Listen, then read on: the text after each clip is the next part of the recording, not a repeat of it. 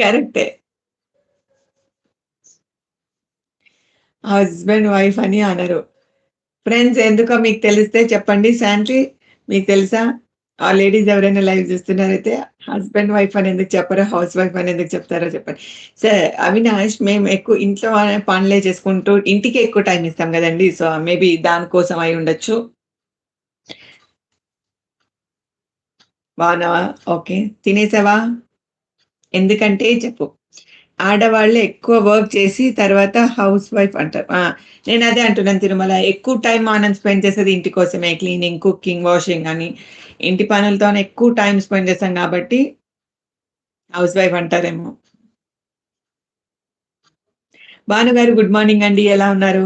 Breakfast అయిందా? Work చేసిన తర్వాత హ్మ్. ఎక్కువ వర్క్ ఇంట్లో ఇంటికే ఎక్కువ టైమ్ స్పెండ్ చేస్తా ఉంటాం అనుకోండి.